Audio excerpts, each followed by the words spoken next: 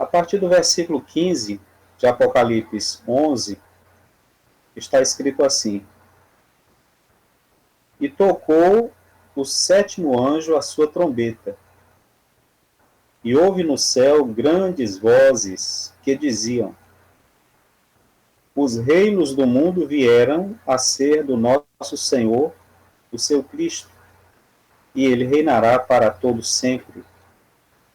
E os 24 anciãos que estão assentados em seus tronos diante de Deus, prostraram-se sobre os seus rostos e adoraram a Deus, dizendo: Graças te damos, Senhor, Deus Todo-Poderoso, que és, e que eras, e que hás de vir, que tomaste o teu grande poder, iraram-se as nações e veio a tua ira, e o tempo dos mortos, para que sejam julgados, e o tempo de dares o galardão aos profetas teus servos, e aos santos, e aos que temem o teu nome, a pequenos e a grandes, e o tempo de destruíres os que destroem a terra.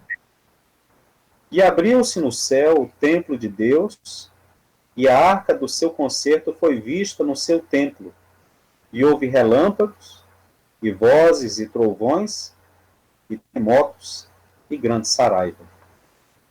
Oremos ao Senhor. Amado e eterno Pai, nós exaltamos e engrandecemos o teu nome, Senhor. Nós te louvamos pelo teu poder, pela tua santidade, pela tua imensa misericórdia. Que o Senhor a cada dia nos encha de entendimento, de sabedoria, que venha orientar os nossos passos, aumentando a cada dia o nosso conhecimento com relação à tua palavra. Opera em cada um de nós e que este momento seja um momento de edificação, para que haja entendimento cada vez mais claro com relação à tua palavra. Em nome do Senhor Jesus, nós oramos nesta hora, e que nesta tarde, neste momento, possamos todos nós, nos enchermos cada vez mais do teu Espírito e também do teu conhecimento. Assim opera em nossas vidas, agindo na nossa mente, trabalhando a cada dia, Senhor, também em nossas palavras, direcionando a cada um de nós e nos enchendo de habilidades para anunciar a palavra do Evangelho. Em nome do Senhor Jesus, nós oramos, Senhor, e nós te agradecemos. Amém. Bendito seja Deus. Glória a Deus. Então, esse tempo agora fica livre aí, né, para o pastor João. Muito bem. Hoje, especificamente, estaremos falando sobre a terceira vinda de Cristo. A terceira vinda de Cristo. Então, a terceira vinda de Cristo, nós afirmamos ser o julgamento. O julgamento. Então, a Bíblia Sagrada, ela traz vários textos que nos ajudam a compreender, embora seja falando de coisas materiais que a gente possa entender visivelmente nos acontecimentos, de tronos, de juízos, né, secular, mas, é claro, Deus teria que falar assim, para que a gente pudesse entender. Ele não ia falar inteiramente das coisas celestiais que estão fora do alcance da mente humana. Ele teria que falar coisas desse mundo, para que a gente pudesse entender. E eu trouxe como base, se alguém me perguntasse, bom, qual é o texto básico que você traria? Eu traria vários, inclusive aquele que o irmão Fredson falou no início, e eu selecionei Mateus no capítulo 25, no verso 31 a 34, e o verso 41, que diz: E quando o Filho do Homem vier na sua glória, e todos os santos anjos com ele, então se assentará no trono da sua glória. E todas as nações serão reunidas diante dele, e apartará uns dos outros, como o pastor aparta dos bodes as ovelhas. E porá as ovelhas à sua direita, mas os bodes à sua esquerda. Então dirá o rei aos que estiverem à sua direita: Vinde, benditos de meu Pai, possuem por herança o reino que vos está preparado desde a fundação do mundo. Então dirá também aos que estiverem à sua esquerda: Apartai-vos de mim, malditos, para o fogo eterno, preparado para o diabo e seus anjos. Então isso é uma comparação, aliás, é um fato visível e compreensível de como será o julgamento. Embora Deus esteja acima de tudo que se possa imaginar sobre juízo, sobre estabelecimento de trono, sobre a sua vinda, sobre como será esse grande dia. Está muito além, eu creio, está muito além da nossa mente, da nossa compreensão. No entanto, ele fala uma linguagem simples. Ora, como é que faz isso? A terceira vinda, não é julgamento? Bom, ele vem, o rei vem, e como um pastor aparta os bodes das ovelhas, assim será também aquele grande dia. Quando o Senhor voltar, quando o Senhor vier, quando o rei voltar, ele vai separar os bodes das ovelhas. Quem são as ovelhas? São os fiéis, os que venceram em todo o curso da história da humanidade, são as ovelhas. E eles estão à sua direita. E os bodes são os infiéis e ficarão à sua esquerda. Então, os que estiverem à direita: Vinde, benditos de meu Pai, possuí por herança o reino que vos está preparado desde a fundação do mundo, ou seja, a vida eterna. Aqui não está tratando-se apenas de algum período. Está falando da vida eterna. Aqui é uma determinação para a eternidade. E os bodes: Apartai-vos de mim, malditos, para o fogo eterno, preparado para o diabo e seus anjos. É bom lembrar que esse fogo é destruidor. Ele destrói não só matéria, mas destrói também o espírito. Pois Deus tem poder para matar ou destruir o espírito. Se você puder ir anotando, fica bom, fica melhor.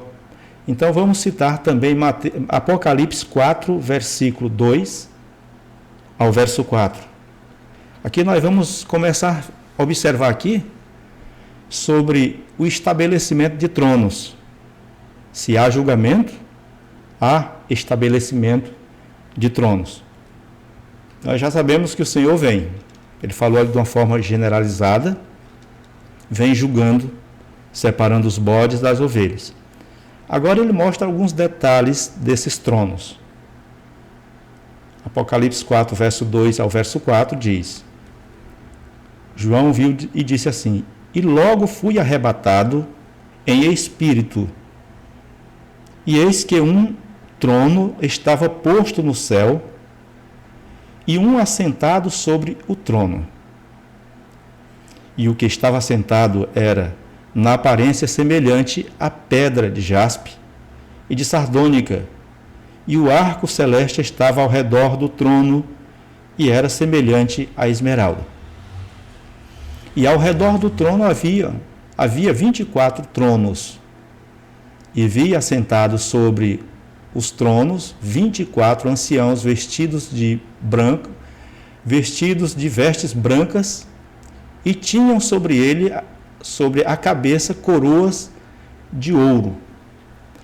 Então, o que ele viu aqui? Ele viu um grande trono um grande trono e um assentado sobre ele. Mas ao redor desse trono, desse grande trono, havia 24 tronos. É isso que ele está falando, de forma bem simples da gente entender. E no capítulo 5, no versículo 8, verso 11 e o verso 13, você pode até tomar nota aí, nós vemos mais algum detalhe de quem estava ali, né? E havendo tomado o livro, os 4 animais e os 24 anciãos prostraram-se diante do Cordeiro, tendo todos eles harpas e salvas de ouro, cheias de incenso, que são as orações dos santos. Então, nesse versículo 8, mostra que os 24 tronos têm 24 anciãos assentados sobre eles. Não é isso? O livro está ali, o grande trono branco e os 24 anciãos que estão nos 24 tronos. Todos eles com hinos e louvores e a oração dos santos. No verso 11 diz: E olhei e ouvi a voz de muitos anjos ao redor. Quer dizer, não somente os anciãos, mas também muitos anjos ao redor do trono, e dos animais e dos anciãos. E era o número deles milhões de milhões e milhares de milhares. Então vemos anciãos e todos os anjos.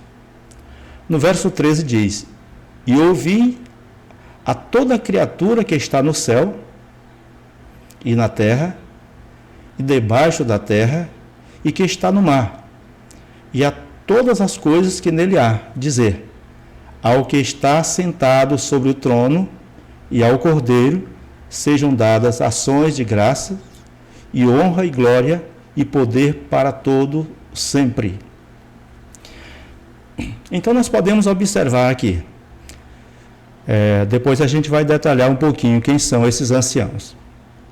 Mas de cara nós podemos ver já aqui todos os anjos, que são milhões de milhões e milhares de milhares, e depois mostra aqui todos os seres, todas as pessoas, não importa, os fiéis estão ali. Tanto, ele diz aqui, tanto os que estão nos céus, na terra e debaixo da terra. Até porque já houve aqui, nós estamos falando já da terceira vinda, que é o julgamento. Então os fiéis já estarão ali, juntamente com o Senhor que está no grande trono, a gente vê mais coisas aqui. Se você perguntar aqui sobre os 4 animais, lá no capítulo 4, no verso 7, ele vai mostrar aqui as figuras simbólicas: leão, bezerro, homem e águia voando. E se você observar mais, você vai no verso 8, você vai observar que é a mesma figura que Isaías mostrou ali no capítulo 6, a figura de querubins.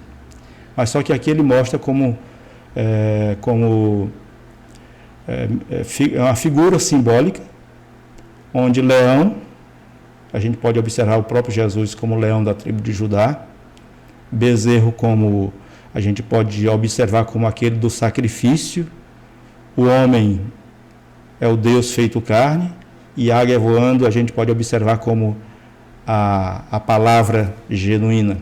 Ninguém pode deter essa palavra. Bom, aqui é só uma abordagem superficial, para não deixar sem falar, não deixar passar em branco essa abordagem aqui dos 4 animais, que se a gente fosse ver isso aqui, veríamos muitas coisas também, inclusive Daniel falando coisas semelhantes. Mas, em Apocalipse, no capítulo 7, versículo 4 a 8, nós vamos ver aqui sobre aqueles 24 tronos. Aqui ele faz uma abordagem de 12, do verso 4 a 8 de Apocalipse 7. Ele mostra aqui as 12 tribos de Israel. E ouvi o número dos assentados, e eram 144 mil assentados de todas as tribos dos filhos de Israel. Nós bem sabemos, inclusive a lição de hoje mencionou aqui, fez uma abordagem também que a gente pôde ver sobre os 12 patriarcas. E esses 12 patriarcas aqui são as 12 tribos de Israel. Certo? Então, se você me perguntar, dos 24 tronos, 12 eram pertencentes a 12 patriarcas das tribos de Israel. Isso também nós conseguimos ver. Aqui em Apocalipse 7, ele menciona o nome das 12 tribos. Mas em Ezequiel, no capítulo 48, do verso 31 ao verso 34, ali menciona também o nome das 12 tribos. É uma confirmação ali. Dá o nome e cada uma 12 mil. Quando você multiplica isso, vai dar 144 mil. Né? Mas o que nos chama a atenção é a formação de tronos. Desses 24 tronos, a formação e quem compõe, quem está sentado nesses tronos. 12 tronos, ele nos deixa claro os 12 patriarcas. Né? Nós podemos ver também em Apocalipse, no capítulo 21, mais uma confirmação sobre isso. Deixa eu ver aqui. Apocalipse 21, do verso 12 ao verso 14. Essa aqui eu vou ler. Que diz assim: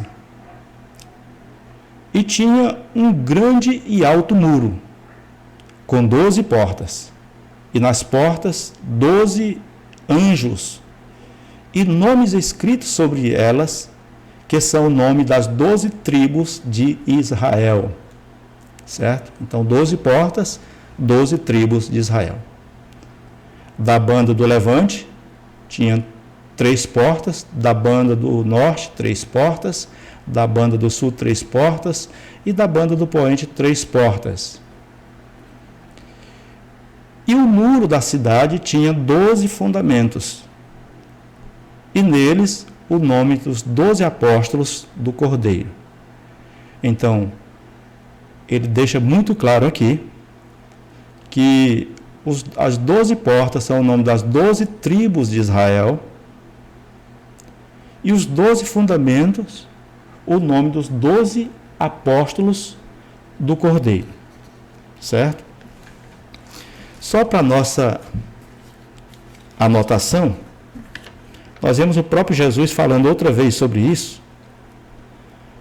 Em Mateus, no capítulo 19, no verso 27 ao verso 29. Então Pedro, tomando a palavra, disse-lhe: Eis que nós deixamos tudo e te seguimos. O que receberemos? E Jesus disse-lhes: Em verdade vos digo que vós, que me seguistes quando, na regeneração, o Filho do Homem se assentar no trono da sua glória, também vos assentareis sobre 12 tronos para julgar as 12 tribos de Israel. Então o próprio Jesus assegurou que os seus discípulos estariam assentados em 12 tronos. Eles eram 12, então tem 12 tronos para eles, uma resposta a Pedro: nós deixamos tudo para te seguir. O que receberemos? Então Jesus deu uma resposta precisa: vocês se assentarão sobre 12 tronos para julgar as 12 tribos de Israel. Muito bem, então 12 com mais 12, 24. São os 24 tronos ali e os 24 anciãos, que o nome deles são os 12 patriarcas e os 12 apóstolos do Cordeiro. E já vimos também que ali estarão muitos anjos e um número muito grande de pessoas. Em Apocalipse, no capítulo 7,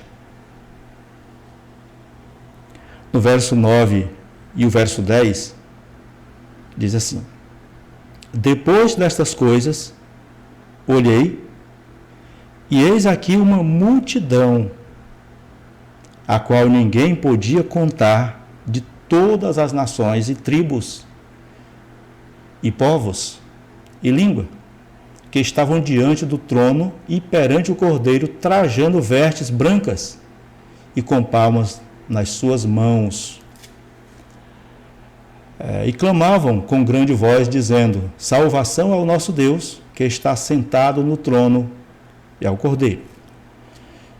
Então, certamente, essas pessoas de várias tribos, línguas e nações, elas não estão ali para serem julgadas, elas estão ali para julgar.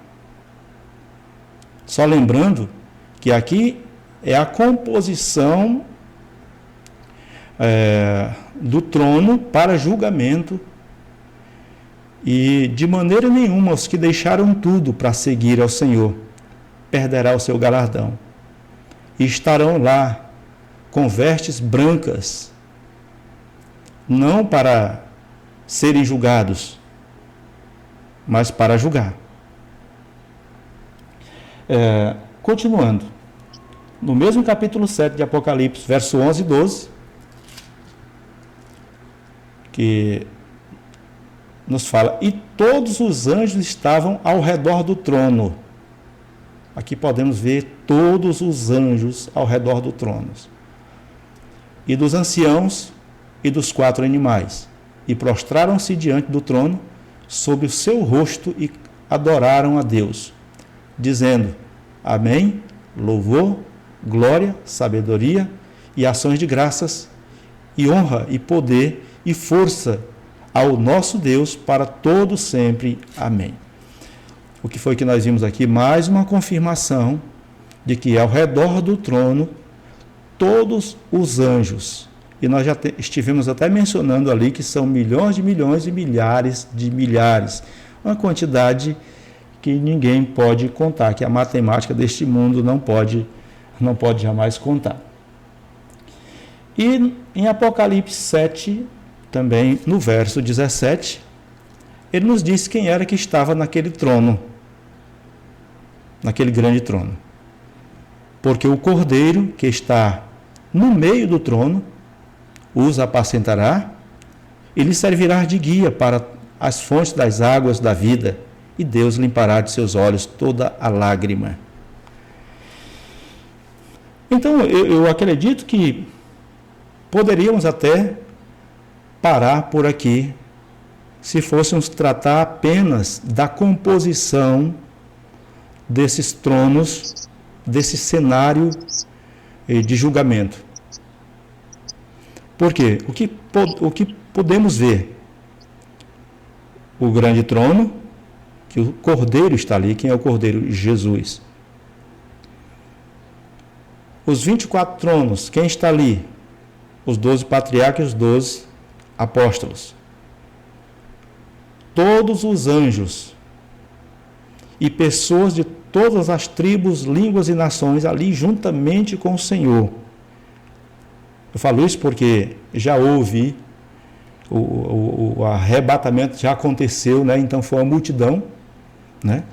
Então essa é a igreja de Deus que está ali juntamente com o Senhor. Os remidos, eles não estão ali como pessoas para serem julgadas e condenadas. Não, eles já receberam seu galardão, já estão ao lado do Senhor. Mas vamos ver mais algumas coisas aqui. Por exemplo, Apocalipse no capítulo 20, no verso 4 ao verso 6, verso 4 ao 6 diz assim: E vi tronos, e assentaram-se sobre eles aqueles a quem foi dado o poder de julgar. É aquilo que eu falei. Estes têm o poder de julgar, né? E vi as almas daqueles que foram degoladas pelo testemunho de Jesus e pela palavra de Deus. Então, aqueles que morreram pelo Evangelho, defendendo a palavra, que foram fiéis, eles estarão ali com o Senhor, independente de nação, nacionalidade, tribo, línguas, independente disso. Eu acredito que a palavra de Deus, no curso da história, sempre chegou aos seus, ao povo de Deus. Se hoje nós temos dificuldade de ouvir, alguns povos têm dificuldades, mas sempre há uma forma dessa palavra chegar até estes. Eu acredito que em todos os tempos sempre aconteceu isso. E sempre houveram remidos. E diz assim: e esses que não adoraram a besta, nem a sua imagem, e não receberam sinal em suas testas, nem na sua mão, e viveram e reinaram com Cristo durante os 1000 anos. Mas os outros mortos não reviveram, até que os 1000 anos se acabaram. Esta é a primeira ressurreição. Claro que aqui ele fez uma abordagem do julgamento propriamente dito, fez uma menção ali do milênio, né? E fez uma menção também daqueles que morreram, que ouviram a palavra e morreram. Eles morreram, então, se eles ouviram e não se converteram, o juízo também está sobre eles. O juízo está sobre eles. Assim como os crentes, os que se convertem, a palavra de Deus está julgando ali no momento. A palavra de Deus está nos julgando nesse momento. Todos nós que cremos, os que creem. Como também está julgando aqueles que ouvem e não creem. Estes, naquele dia que nós já falamos já sobre a primeira ressurreição, nós já falamos, não compete a gente detalhar mais aqui, mas estes que não ressuscitaram na primeira ressurreição, eles não ressuscitarão somente naquele grande dia para serem destruídos, e nem reinarão com Cristo os 1000 anos, mas a igreja de Deus estará reinando, ok? Bom, em Apocalipse 20, verso 11, 12 e o verso 15, diz assim: E vi um grande trono branco, veja que há sempre uma repetição, um grande trono branco, e o que estava sentado sobre ele, de cuja presença fugiu a terra e o céu, e não se achou lugar para eles.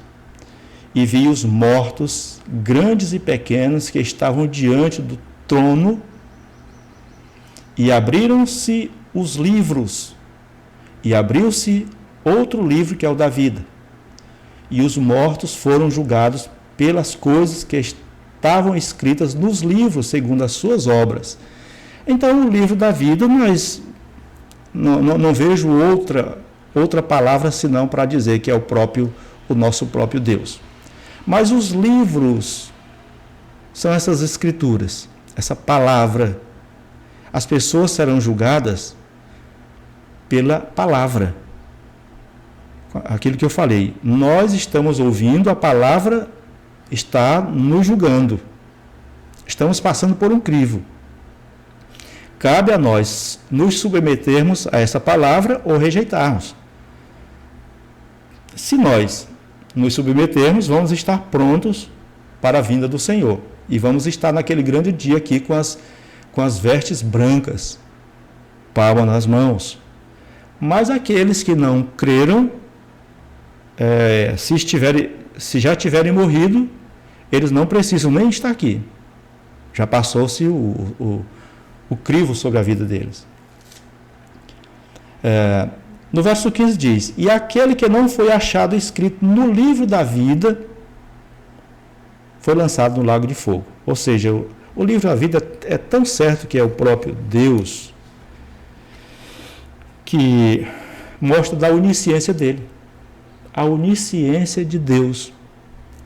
E nós estamos lá antes da fundação do mundo.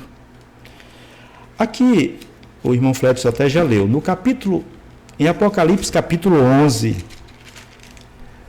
só que nós vamos anotar aqui somente o verso 18 e o verso 19, diz assim: iraram-se as nações, e veio a tua ira, e o tempo dos mortos para que sejam julgados, e o tempo de dares o galardão aos profetas, teus servos, e aos santos, e aos que temem o teu nome, a pequenos e a grandes, e o tempo de destruíres os que destroem a terra. E abriu-se no céu o templo de Deus, e a arca do concerto foi vista no seu templo, e houve relâmpagos, e vozes, e trovões, e terremotos, e grande saraiva. Então, o que me chama a atenção nesses 2 versículos que mencionei, além de falar de julgamento, ele menciona essa arca do concerto. O que estava dentro da arca do concerto? Os 10 mandamentos. Então, esses 10 mandamentos são eles. É em torno deles que foi escrita toda a Bíblia Sagrada. Então, eles nunca foram anulados. Todas as tribos, línguas e nações são julgadas por esses mandamentos, por esta lei de Deus, a lei régia, a lei do rei. Ela não passa. Tão tal que naquele grande dia, essa lei estará lá. A arca do concerto que desapareceu no tempo, ela estará lá. Isso mostra a validade dos mandamentos. Ninguém será julgado por uma lei de qualquer nação, nem mesmo das nações unidas. Todas as nações que já estiverem unidas nesse tempo, com todo o poder bélico, com todo o aparato governamental do governo mundial, aquilo ali não vale nada. Essa é a lei de Deus.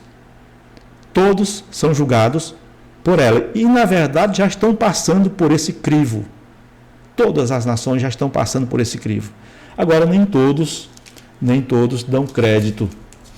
E, para finalizar, Apocalipse 20, verso 3, verso 1 ao verso 3, como houve julgamento, há uma deliberação do grande culpado, do opositor de Deus, sendo preso.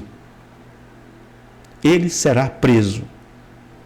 E aí, com a prisão dele, ele vai parar de exercer alguma influência sobre os povos. Mas todos que estiverem vivos verão o seu final. Por exemplo, Apocalipse 20, verso 1 a 3. E vi descer do céu um anjo que tinha a chave do abismo e uma grande cadeia na sua mão. Ele prendeu o dragão, a antiga serpente, que é Diabo e Satanás, e amarrou por 1000 anos, e lançou no abismo, e ali encerrou, e pôs selo sobre ele, para que mais não engane as nações, até que os 1000 anos se acabem. E depois importa que seja solto por um pouco de tempo. Então, mas aqui é somente a prisão dele por 1000 anos. É somente isso. Um dia esses 1000 anos acabam. E é justamente aí onde ele vai ser solto. E aquelas pessoas que não aceitaram Jesus, facilmente elas são manipuladas por ele, como agora já são. Mas o que importa é essa parte sobre a terceira vinda, que é o julgamento. O que importa é até esse ponto onde, no julgamento, há uma deliberação de quem é quem. As ovelhas à direita estão ali já ao lado do Senhor e os bodes à esquerda que vão receber a condenação. E neste momento aqui haverá a prisão de Satanás, como nós vemos aqui nós vemos o anjo descendo do céu, né? Descer do céu um anjo que tinha a chave do abismo e uma grande cadeia na mão e prendeu o dragão, a antiga serpente, que essa é a que vem incomodando todas as nações o tempo todo. Pois bem, isso aqui é uma abordagem um tanto até rápida, mas eu vejo que também é o suficiente, porque foi trazendo aqui pontos específicos do estabelecimento de tronos. Pontos específicos. É uma forma clara que a gente tem de explicar como será isso. Falar de coisas sobrenaturais não nos cabe falar sem um texto bíblico propício para isso, mas com relação ao julgamento, nós vemos esses textos que combinam plenamente com o aparato de um julgamento e uma determinação dos condenados, né? Aqueles que não serviram a Deus, que não quiseram serem condenados, e a salvação para aqueles que aceitaram Jesus e estão ali ao seu lado. Muito bem. Muito obrigado, eu finalizo por aqui, por enquanto. Eu posso fazer alguma pergunta, irmão? O irmão Flávio, ele está administrando aí, ele vai dizer o momento oportuno. Eu vou só completar aqui, o pastor João falou. Eu não vou repetir tudo que o pastor João falou, porque aí não há necessidade de que a gente esteja repetindo tudo isso, né? Se o irmão puder... Eu vou só na ordem cronológica aí o que o pastor João falou, porque ele falou muita coisa, né? Na hora que o irmão for explicar, só para facilitar mais para nós. Como é? Se o irmão puder falar na ordem cronológica o que o pastor João falou, só para a gente se situar, para me situar melhor aqui. Eu tenho algumas perguntas aqui, só que eu não estava conseguindo anotar e eu... Certo, aí nós vamos dar um tempinho aí para a gente... Só para eu não vou, como eu já disse, eu não vou fazer a explanação novamente daquilo que já foi falado, né? O pastor João falou de algumas coisas aí, ele começou.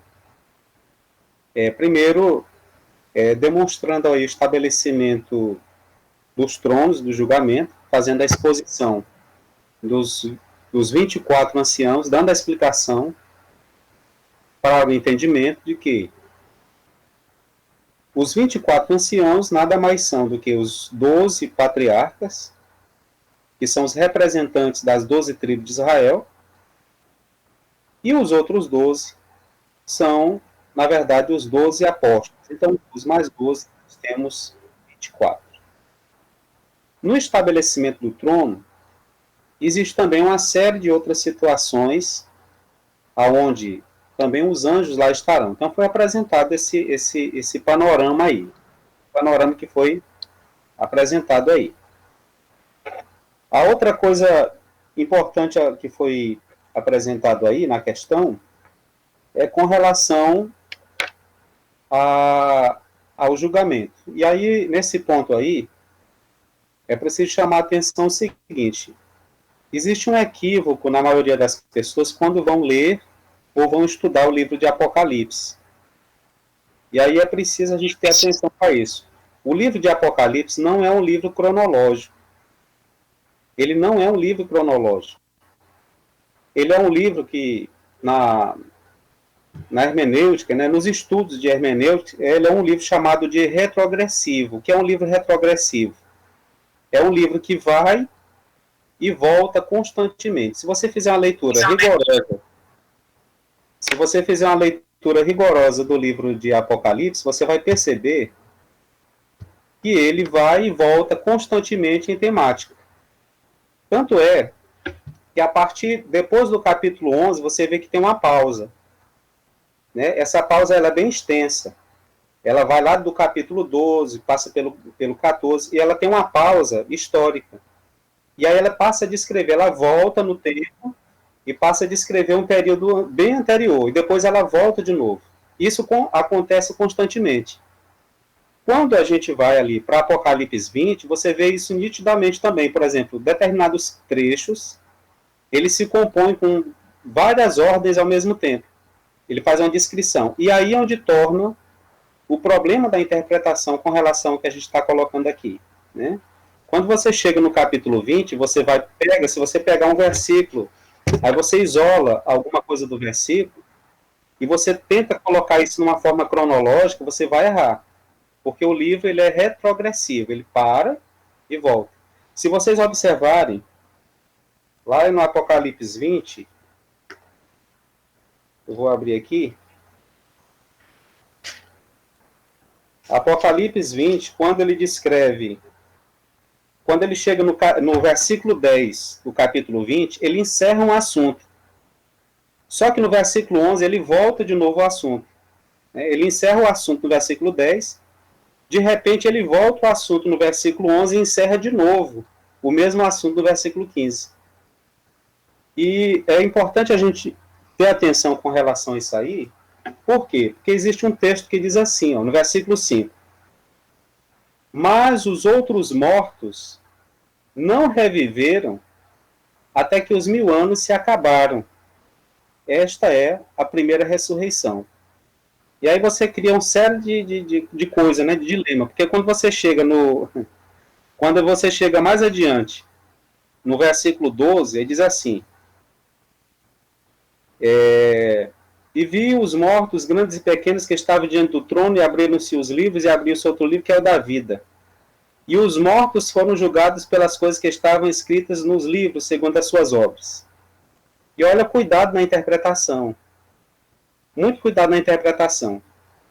Porque aí vem-se a pergunta, eles ressuscitaram para ser julgados? Ou foram julgados sem estar? Na minha forma de entender, o texto já está dizendo. Por isso que eu estou chamando a atenção. O texto ele é retrogressivo, ele não é cronológico. O texto já está dizendo. O texto não está dizendo que os ressurretos foram julgados. Não existe tradução nenhuma do mundo que diga. E os ressurretos foram julgados. O texto diz, e os mortos foram julgados. Porque a Bíblia ela não pode se contradizer, ela não pode, né? Ela pode, como eu estou explicando aqui, ela pode fazer uma regressão numa explicação. Ela pode retroceder numa explicação, mas se contradizer ela não pode.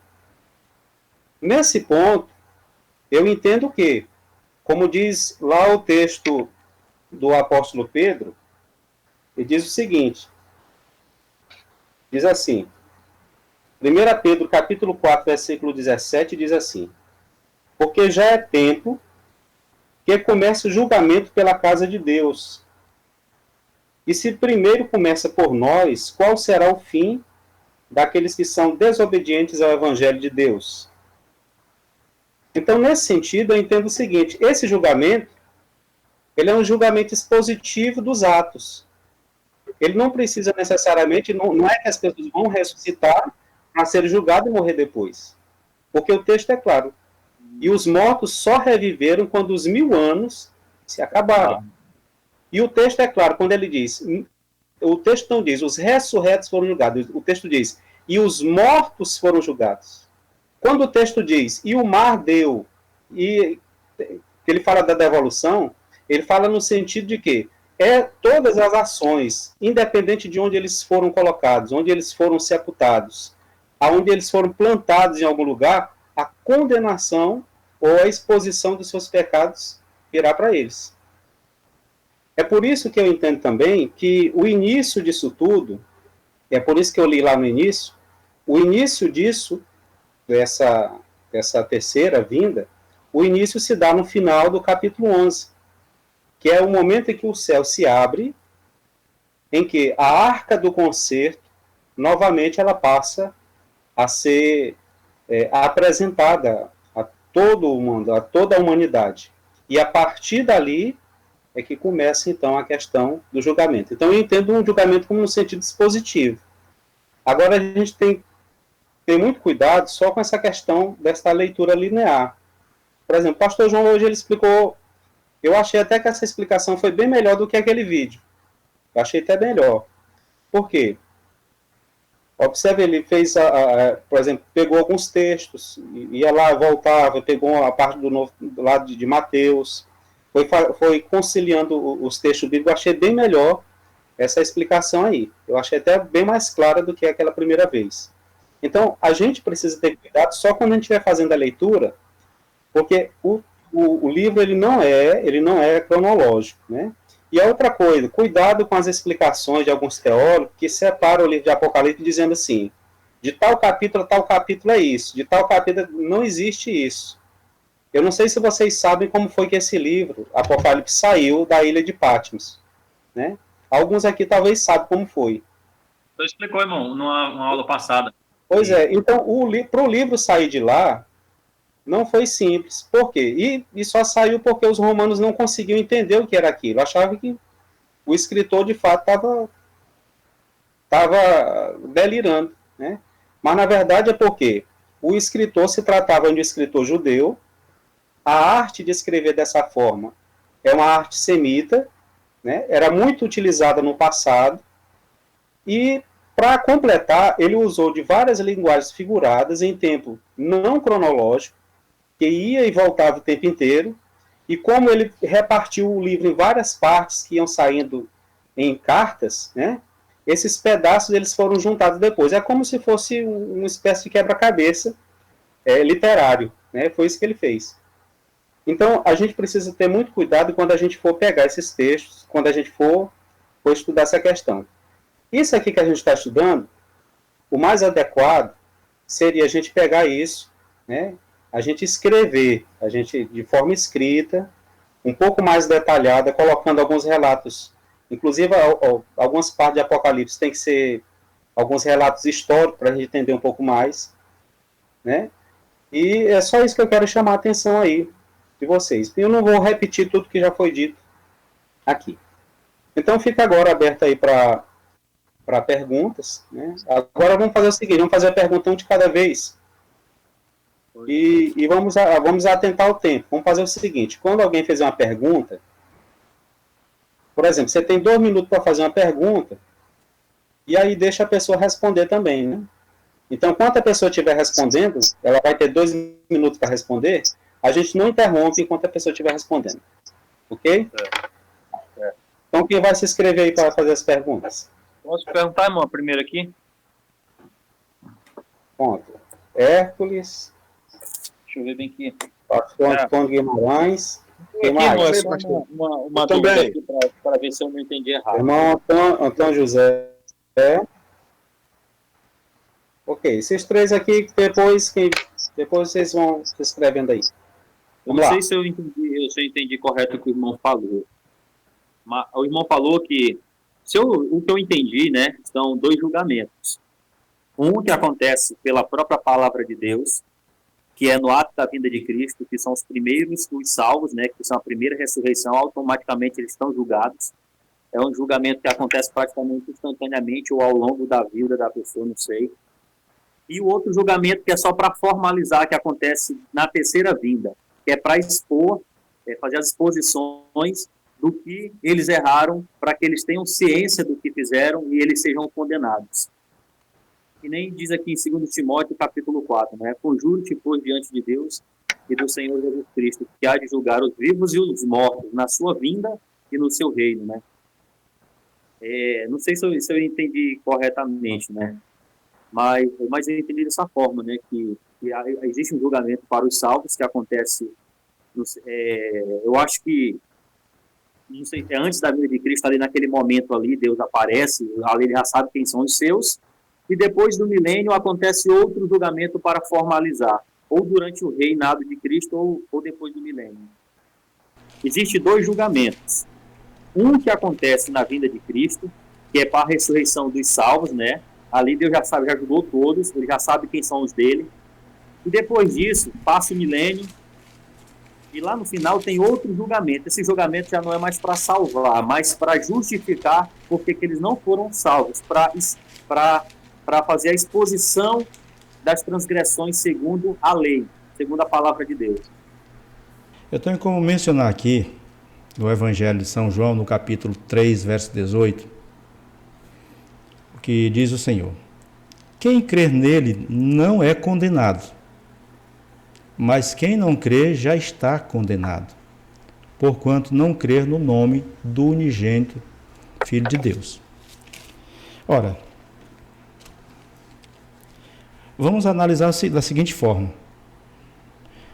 A lei do país determina que o ladrão, que o assassino e tal, todo tipo de delito, ele seja preso, julgado e condenado, né? Ele já está enquadrado na lei. A lei já julga ele. Agora tem o dia específico, não é que sejam 2 julgamentos, mas é o dia específico em que é deliberado o seu paradeiro. No caso, a condenação ou a liberdade. Isso é o julgamento. Ora, a palavra ela não pode se contradizer. Quem crer nele não é condenado. Quem crê em mim, como diz as Escrituras, tem a vida eterna. Mas quem não crê já está condenado. Agora a pessoa continua vivendo nesse mundo aí, na mil e uma maravilhas, só acumulando erros e mais erros. Agora naquele grande dia, que é o juízo final, né? Mas a lei já vem dizendo o seu destino. Certo? Irmão, o que o irmão falou aí, né? Que ele falou. Mas, quando Cristo voltar para buscar a sua igreja, a lei já julgou. A lei já julgou cada um. Os que subiram é porque foram julgados e estavam alinhados com a lei. Só que lá depois do milênio, ou durante, eu não sei mais ou menos quando acontece a outra formalização. Ali são daqueles que estavam debaixo da lei, não alcançaram a graça, mas estavam debaixo da condenação da lei. É isso mesmo que o senhor está falando, porque automaticamente ele falou, quem crê em mim não será condenado, mas quem não crê já está condenado. Então, eu vejo que acontece, aí acontece ao longo da vida, né? A pessoa não creu, a sentença dela foi dada. E naquele dia, quando Cristo vier buscar a sua igreja, ele já sabe quem se alinhou com a palavra dele e creu nele. Então, ali, praticamente, pode não ter tido um julgamento como nós imaginamos, como é feito ali no Antigo Juízes, mas o Senhor Deus, praticamente, a palavra de Deus já julgou cada um naquele momento. E aí eu entendi que existe o outro depois disso, que é lá, como os irmãos falaram, né? Lá no final, aquele julgamento lá do final, que é para a exposição dos pecados daqueles que vão para a condenação eterna, vão ser ressuscitados para a condenação. E aí vão ser a exposição dos pecados deles. Até porque, por uma questão prática, porque todos aqui entendem como é que funciona o julgamento, né? Alguém já viu alguém ser julgado que não seja réu? Você já assistiu a algum julgamento em que não seja um réu e seja julgado? Então entendi. Então não tem julgamento para os salvos, né, irmão? Não tem?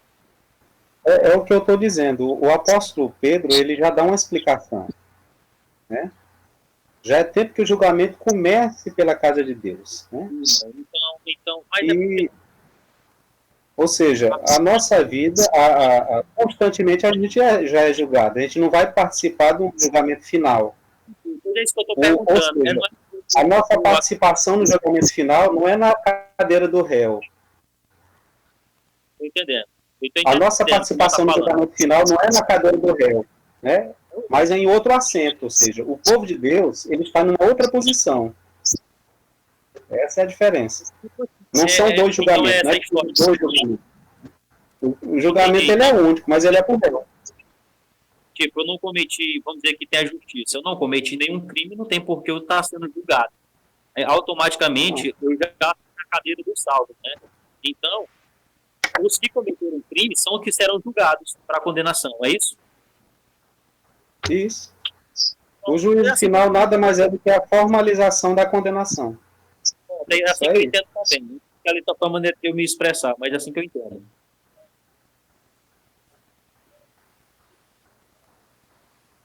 Tá bom. Então, tá. Pastor Antônio, né? Tem uma pergunta aí? Ou ainda tem outra pergunta, irmão? Não, irmão, por enquanto só isso mesmo.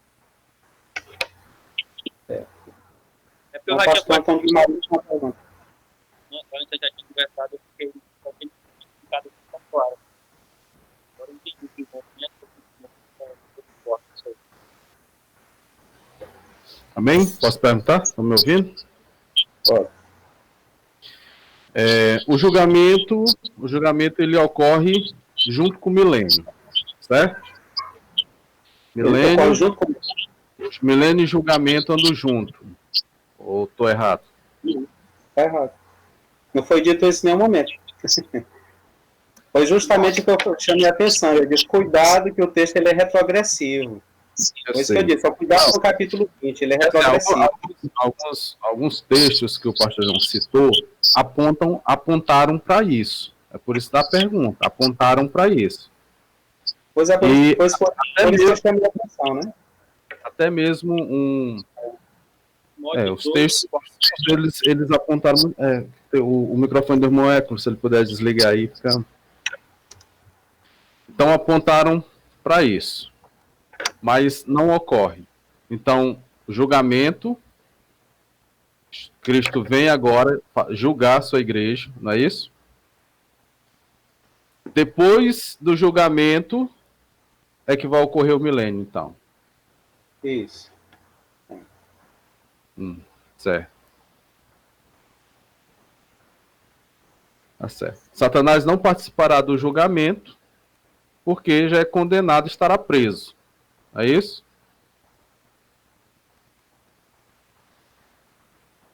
Ou não?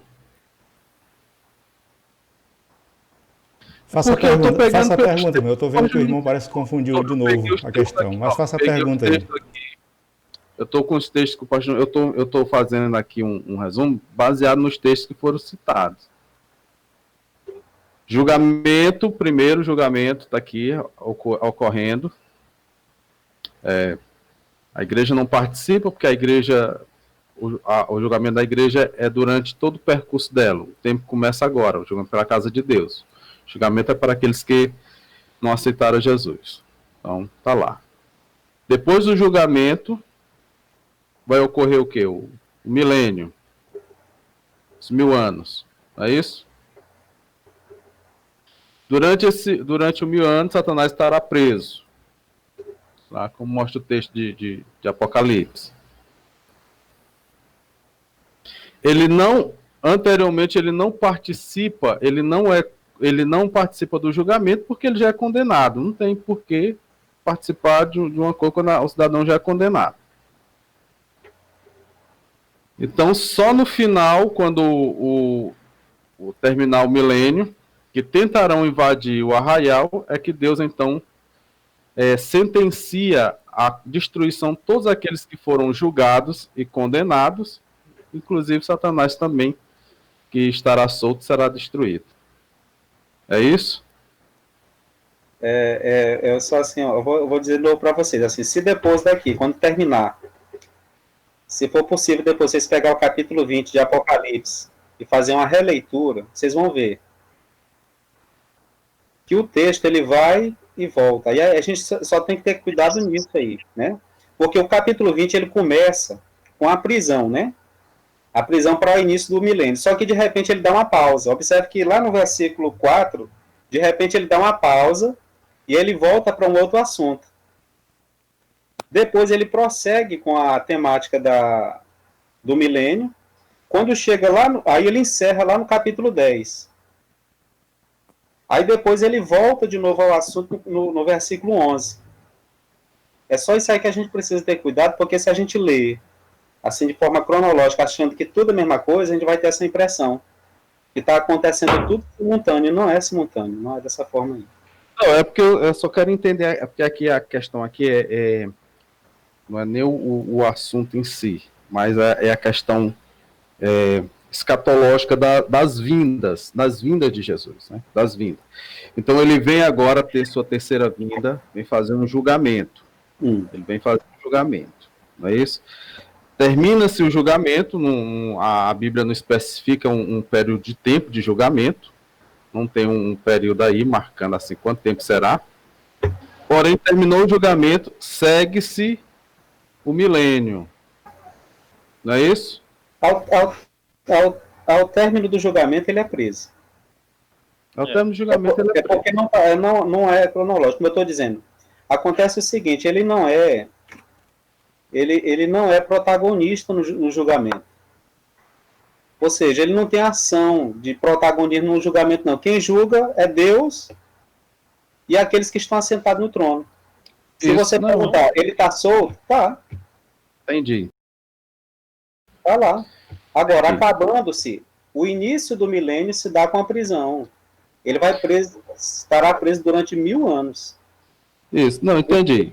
Terá o julgamento, porém, aqueles que foram julgados não serão sentenciados à destruição de imediato. Não serão. Aí, terminou o julgamento, eles vão receber sua sentença, porém, a sentença não será aplicada agora. Isso. Aí segue-se o milênio. O milênio, os 1000 anos de Deus aqui na Terra, o milênio. Entendi. Onde a Terra irá experimentar durante 1000 anos como é ou como seria um governo de Deus. Entendi isso aí, entendi. É depois daqui que a gente tem as outras perguntas. Depois do milênio. Oi. Eu queria que o senhor desse uma lida aí para me dizer aqui o que o senhor entendeu aqui. 2 Timóteo, capítulo 4, versículo 1. Como é o texto? 2 Timóteo, capítulo 4, versículo 1. Que os irmãos também possam abrir as Bíblias para dar uma análise. O que o apóstolo aqui falou, o que ele estava querendo dizer aqui. Capítulo 4, 2 Timóteo 4. Capítulo 4, versículo 1. Versículo 1. Lembra que eu perguntei se aconteceria 2 julgamentos? Uhum. Eu entendi que um dos julgamentos acontece ao longo da vida, que é o que nós estamos caminhando para quê? Para estar alinhado com a palavra de Deus. Eu estou entendendo, mas deixa eu explicar. Vou ler o texto. Aqui. Conjuro-te, pois, diante de Deus e do Senhor Jesus Cristo, que há de julgar os vivos e os mortos na sua vinda e no seu reino. Então vamos lá. Observe aí que ele está falando de situações diferentes. Primeiro, na sua vinda, né? Se a gente transpor isso para aquele julgamento, observe que o texto diz lá, né? E os mortos foram julgados. Ora, obviamente, é claro que haverá vivos e haverá mortos. Haverá vivos que são réus e existirá réus que já estarão mortos. Então, nesse ponto, ele julga vivos e mortos, porque são réus. Só se julga réus. Só se julga culpados. A outra coisa, no seu reino, como é esse julgamento no seu reino? É a separação. O que é que a Bíblia diz claramente? A gente vai ver isso na outra etapa, quando a gente for estudar. Né? Haverá uma separação nítida. Essa separação, quem estiver dentro do arraial não sai. Quem estiver lá fora, não entra dentro do arraial. Por quê? Esse é o julgamento, a separação. Ou seja, haverá o arraial dos santos, que são os salvos, e haverá aquele povo que vai estar lá fora. Então, é por isso que o texto diz, ele julgará tanto na sua vinda, quanto também no seu reino. Eu entendi que durante o reinado de Cristo, há um julgamento. E na volta de Cristo, nós já estamos com a nossa salvação garantida, né? Isso. E eu entendi que foi assim. Aí eu torno a repetir que, na verdade, o julgamento é para os culpados. Isso aqui eu não entendi. Quando eu falo julgamento, é porque, por exemplo, se nós fazemos o que é certo, nós estamos já sentando praticamente na cadeira dos salvos, né? Nós estamos ali com a nossa salvação garantida, se nós cremos em Cristo.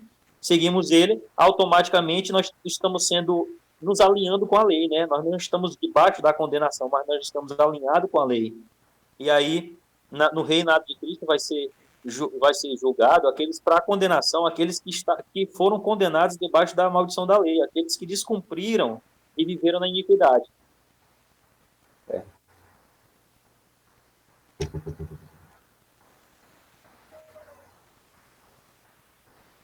Pergunta aqui, outra pergunta. Durante o milênio, Deus estará aqui com os homens no arraial dos santos. Não é isso? Sim. Amém. No caso, O irmão Antônio José ia fazer uma pergunta também, né, irmão Antônio José? Irmão, a minha pergunta, já foi até respondida aí pelo irmão, o pastor Dan Guimarães aí perguntou sobre o milênio, né? Que eu ia perguntar se na terceira vinda, o milênio, poderíamos falar também no milênio, mas como o irmão já respondeu, já foi compreendido, viu? Já foi aqui. Era só minha dúvida, era essa, porque quando o pastor João citou que Apocalipse 24:6, o senhor já deu a outra explicação plausível aí. Então já está tudo ok, viu? Oh, amém? Amém. A questão que a gente entende também, né, a respeito da terceira vinda, que quando ela acontecerá, né, a gente sabe que agora a gente está esperando a segunda vinda, né? E o apóstolo até disse que a igreja há de julgar o mundo, né? A igreja há de julgar o mundo, né? Bom, hoje, naturalmente, a pessoa já sabe quando alguém vê outro fazer uma atrocidade, isso vai para o inferno, né? Não é isso? As pessoas já julgam as outras, né? Naturalmente, né? Mas só que, ou seja, mas vai haver o dia em que Deus é que vai determinar isso, né? Deus mesmo que vai determinar. Naturalmente, pelas obras, a pessoa já está julgada, né? Não é isso? Ou seja, a terceira vinda. E que a gente sabe que agora Jesus vem buscar a sua igreja, né? E vai passar os 7 anos de bodas, que vem, justamente, retorna para aplicar a terceira vinda e tudo isso que foi falado aqui. Não é isso? Ou seja, julgar, determinar a sentença de cada um, é como no tribunal. Determina, por acaso, aqueles que são julgados de morte. Bom, fulano de tal, no país em que há julgamento de morte, né? Onde a lei julga de morte, o réu senta ali no banco, né? Está ali no trono do juiz, ele determina, você foi julgado de morte e você vai receber sua sentença tal tempo. Não é isso? Aquele período, até do dia que ele foi julgado, até o dia em que ele vai receber o julgamento, podemos dizer que, você trazendo para nós, né, é o milênio, né?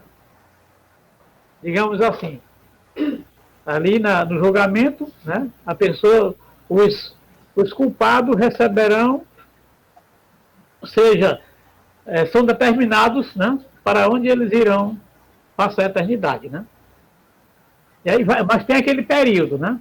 Geralmente, como aqui no tribunal terreno, tem um período, né? Foi julgado, aí tem aquele período daquela sentença ser aplicada, né? E, né, nesse caso, desse julgamento, né, até o dia da aplicação dela, podemos dizer que esse período vai ser um milênio? É isso, digamos?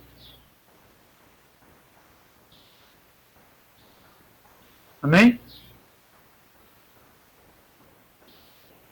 Amém.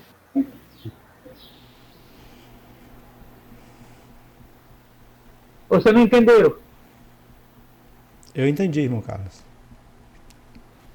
Você fez Entendeu? a explanação dos episódios aí.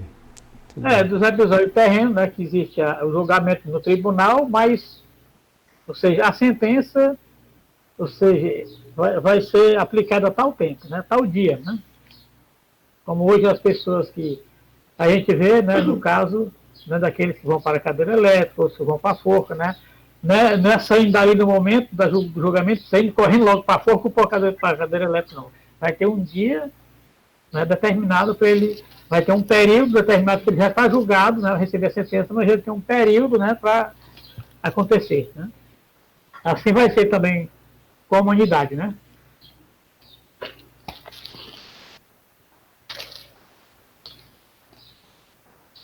Entendi assim também que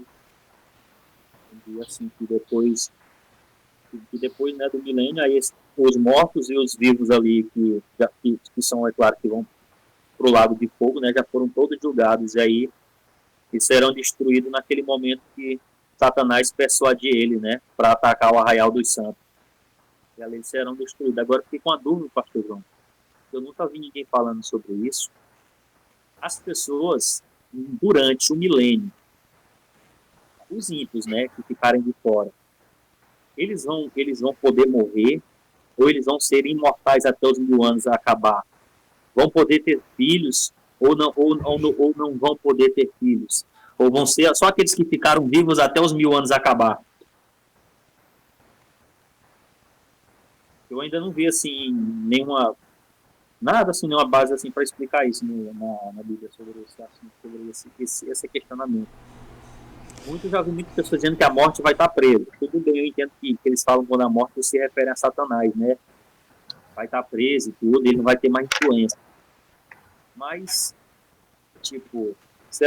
as pessoas não vão morrer naturalmente?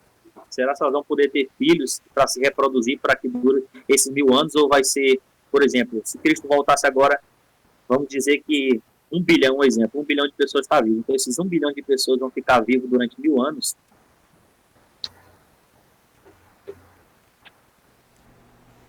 Não estão ouvindo, não? É uma pergunta melindrosa, mas... 1000 anos reproduzindo, há muita gente no mundo, sem morrer. A pergunta melindrosa. Mas aí, irmãos, é o seguinte. A Bíblia também mostra que naquele dia, crianças, né? Existirá crianças brincando com a serpente, ela não fará dano algum, não fará mal, não haverá morte, tal. Isso aí a Bíblia detalha. Talvez ela não detalhe com relação à multiplicação, porque não seja tão necessário, né? Já falando de criança nesse dia. Então, uma coisa nós sabemos, Deus tem poder de conciliar todas as coisas. A gente não imaginar de bilhões e bilhões de gente, a superpopulação e tal nesse tempo. Eu não tenho nem resposta para isso, porque seria limitar o que a Bíblia, o poder de Deus. Só sei que Satanás está preso e ele não tem nenhuma autoridade, nenhum poder para causar dano algum na face da terra, nem entre as pessoas, nem entre os animais. O poder dele só vai ser dado novamente depois dos 1000 anos de prisão. Aí, nesse tempo, sim, ele vai se levantar e rodar nos 4 cantos da terra. Né? Eu já vi umas pessoas falando sobre o assunto, só que eu também não cheguei a me... nessa questão do que vai acontecer com as pessoas, né? Por exemplo, eu já vi até mesmo os adventistas falando sobre o assunto, eles falando, né, que eles citam lá, eu nem sei qual foi as passagens que ele citou, né, mas ele, segundo na opinião deles, né, eles dizem que a terra vai estar vazia, porque o seu Deus iria abrasar a terra com fogo, então não ia ter ímpios. Eu também achei estranho, porque aí seria dois lados de fogo, né? Seria parece duas condições, né? Seria duas condições. Irmão, você já viu aqueles livros dos Testemunhos de Jeová? Aquelas revistas dele, que mostra aquele pessoal sentado, todo mundo alegre. Já vi. Só estendendo a mão assim, pegando uma fruta. Já vi. Aquilo que eles descrevem como eternidade, na verdade é o milênio. É o milênio. O que acontece é que eles pegam a parte do milênio e descrevem como se fosse eternidade. Esse é o problema. Eles têm esse pensamento. Eles não estão errados na descrição, não. O que eles estão descrevendo ali está certo. O erro é tentar dizer que ali é a eternidade. Ali é o milênio. Que ali é o milênio. Eu acredito o milênio dessa forma. Eu fiquei assim meio questionado, irmão, porque tem uma parte em Apocalipse, como o irmão falou, Apocalipse ele vai e volta. E é por isso que eu sempre eu comecei a observar de um tempo para cá, a gente, que nem fala dos irmãos, né? A Bíblia ensina a comparar uma passagem com a outra, tanto do Antigo Testamento como do Novo, para ver se chega a uma conclusão, porque senão a Bíblia acaba se contradizendo, né, dessa forma. Mas a Bíblia não pode se contrariar. A gente é que se contraria achando que está correto quando eu posso estar totalmente errado. Então, é que, tipo, assim, o meu pensamento, eu tenho um pensamento que eu sei que eu jamais vou saber de tudo, até porque eu vi que até o próprio Daniel, ele não entendeu aquelas revelações que estavam sendo dadas para ele. Então, tal que ele perguntou, ele me explica bem aí, qual é o dia mesmo? Ele ouviu tantas revelações e não entendeu nada. Ele mesmo perguntou para o anjo qual era o dia. E aí, assim como a resposta de Cristo deu ali para os apóstolos, que não era lícito nenhum ser humano saber, o meio próprio anjo ali deu para Daniel. E ali, irmão, eu lembro, tem uma parte em Apocalipse que fala sobre 2 momentos, né? Sobre 2 momentos. Um que acontece após o Senhor Jesus tirar sua igreja da terra, né? O Senhor Deus vem, ele tira sua igreja da terra e tem chamado a ira, né? Que é o que todos defendem e falam, chamado a ira de Deus ali. No momento não é ainda o lago de fogo, mas é um castigo eminente. E aí por isso que muitos defendem esse ponto de vista de que esse castigo eminente, só que também não faria sentido, porque ali fala só a 10ª parte, e poderia também ser só um sentido simbólico, seria confuso, mas também fala de um castigo eminente que acontece depois da volta de Cristo, que é chamado, não é o lago de fogo, mas é um castigo repentino que acontece. Mas aí os irmãos, lá nos pra frente, acho que os irmãos vão falar disso, eu gostaria de ouvir sobre os irmãos, o que os irmãos têm a dizer sobre tudo isso. Até aqui eu entendi tudo que os irmãos falaram, eu também concordo aí, com tudo que os irmãos falaram, eu entendo assim também. Às vezes eu falo de forma diferente, mas é o mesmo pensamento.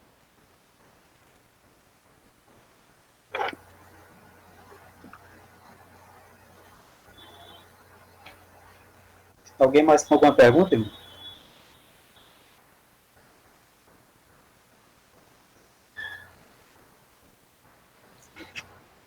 Cadê o irmão Josué congelou ali? Congelou em análise ali e parou. Tá estável. 1000 anos é quase 1000 anos é quase uma eternidade, né? Então Para nós é.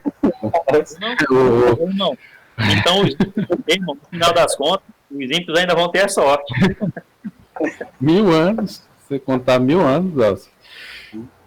Expectativa de vida é 80 anos, 70 não, ainda vai ter a 1000 sorte. anos. Interessante quando a gente lê assim: para Deus 1000 anos é como um dia e 1000 dias e um dia como 1000 anos. Aí a gente vai interpretar isso aí, né? A interpretar a nossa forma humana de entender. Aí a gente vai interpretar tentando colocar tempo. Na verdade, o que o texto está querendo dizer é que tanto faz. Para Deus, tanto faz 1000 anos como um dia. É a mesma coisa para ele. O tempo não se aplica a ele. Então significa dizer o seguinte: esses 1000 anos, se as pessoas não morrem, esses 1000 anos vão passar rápido. Essa sensação de que 1000 anos é longo só existe porque o nosso período de vida é limitado. Mas se você tivesse um período de vida mais prolongado, 1000 anos não seria tão grande assim, não. É como um mês. Por exemplo, um mês para um bebê, ele não tem a mesma impressão para o bebê que você, que é adulto. Porque um mês para ele é uma coisa muito longa. Mas você que já é um adulto, um mês...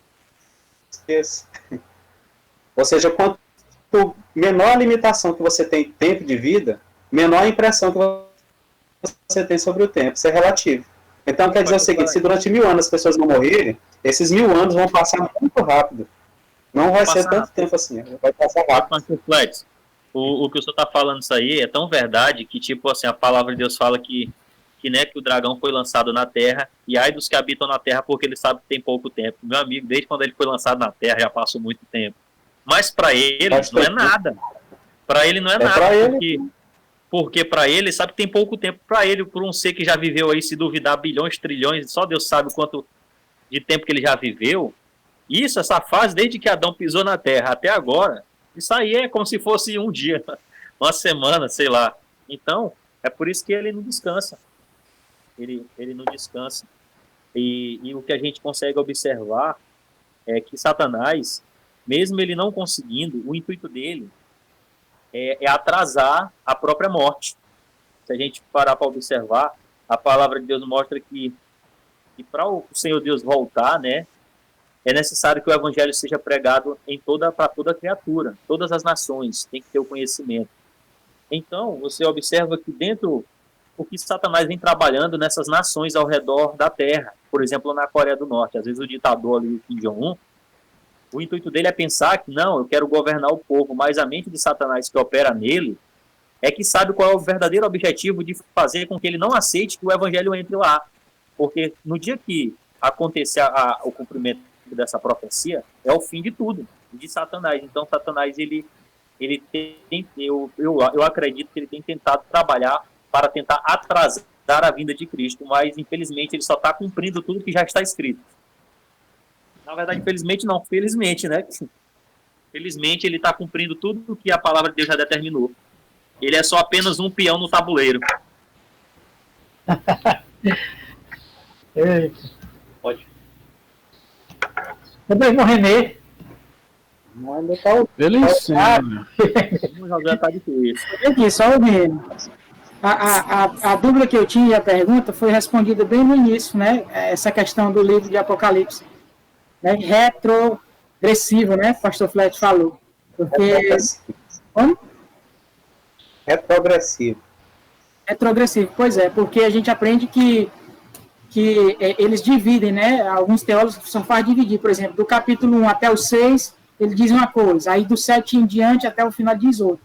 Mas não, ele fica, conforme o pastor Flet explicou, tirou todas as dúvidas, porque a gente aprende que não é na cronologia.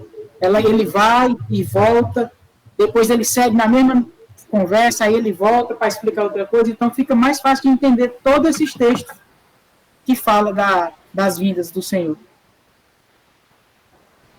Uma vez o pastor João, ele falou sobre isso, não sei se foi o pastor João ou foi o pastor Flet, para a gente não se guiar pelos títulos que tem em cima dos capítulos, porque aí o cara colocou de acordo com o entendimento dele, e às vezes é tendencioso não estudar a Bíblia pelos títulos, porque às vezes quando ele bota um subtítulo ali, fica parecendo que está começando outro assunto, quando na verdade é a continuação do mesmo.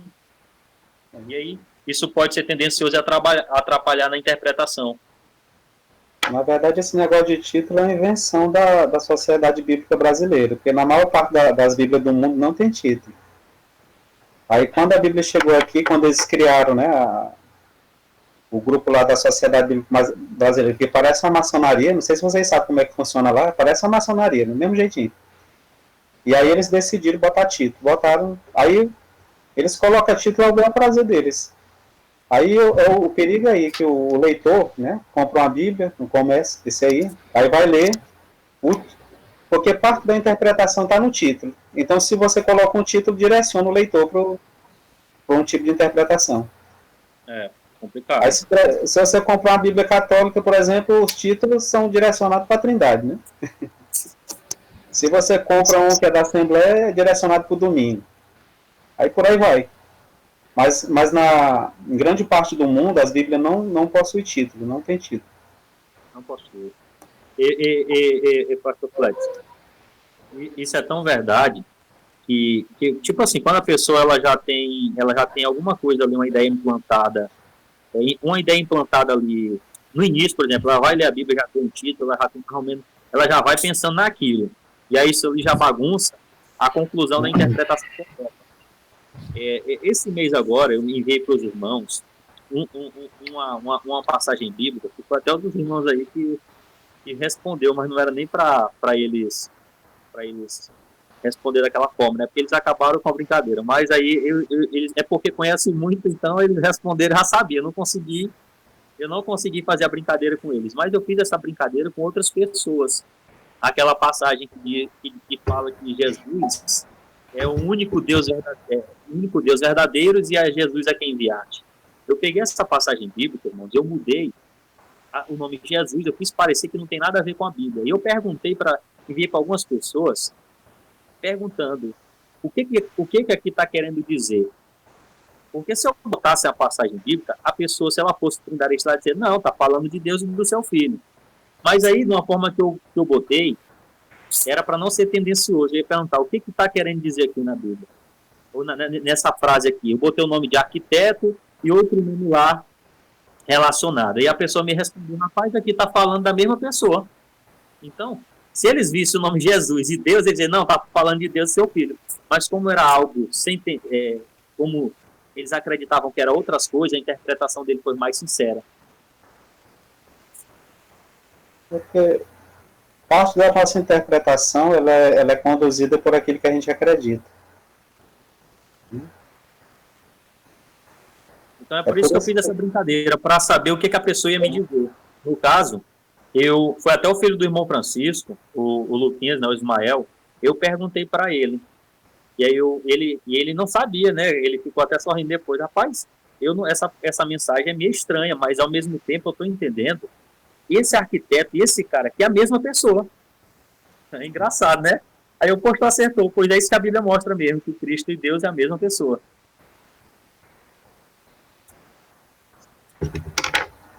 Bom, muito bem, então hoje, na próxima, a gente vai continuar.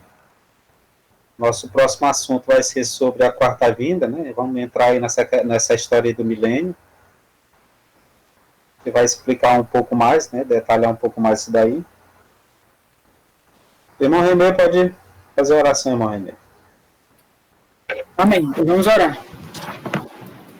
Senhor, nosso Deus e nosso Pai, em nome santo do nosso Senhor e Salvador Jesus Cristo, graças e glórias te damos, ó Pai, por mais este momento tão especial que o Senhor concedeu a cada um dos teus servos.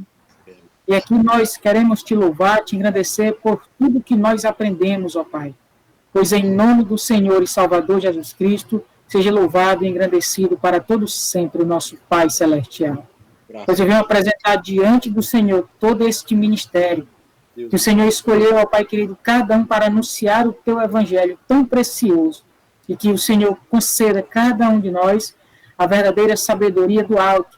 Que o Senhor, Pai querido, sempre nos desperte para andarmos, ó Pai, nos teus caminhos. Pois assim, em nome do Senhor e Salvador Jesus Cristo, nós oramos, como também muito já te agradecemos. Amém. Graças a Deus.